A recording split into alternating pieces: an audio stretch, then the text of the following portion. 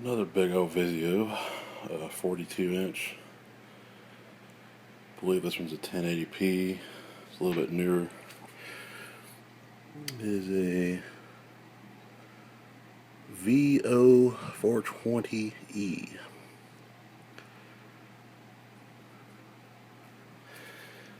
This set has the symptoms of, it has power.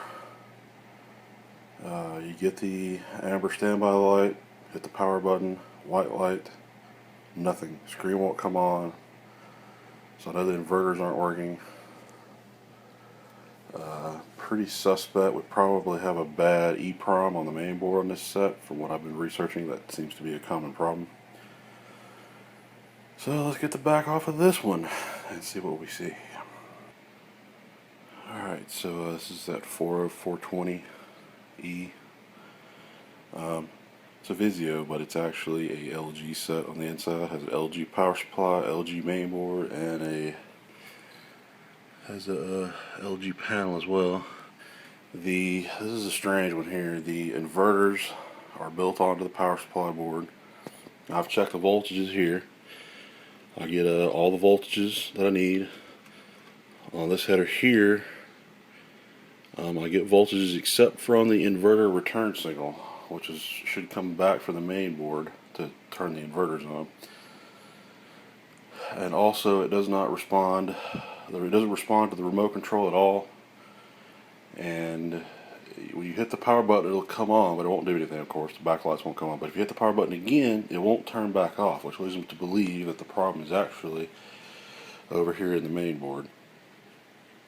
This main board is also like the power supply. The T-Con control board, which would normally be up here, and you can see where the screw holes are for it. On this particular Vizio, because it's an LG, there's two models of this TV. One is LG, and then there's another one that I can't remember. It's one of them funky names, but the T-Con board is actually on here, and there's your timing control cables there. So we got to get all this big metal shielding off of here and see what's going on. So here's the Vizio 40420E 1080p. I was correct in my diagnosis. The main board is bad on this set. Don't see any actual failed components, which leads me to believe that it is the usual Vizio failure of the CMOS chips going bad. Or not CMOS, the EEPROMs, excuse me. I don't know exactly on this particular board, but I know there was a rash of sets that had problems with the EEPROM at location U33 on the board. So, we got a new board from Shop Jimmy. At the time of this recording, the board was $84.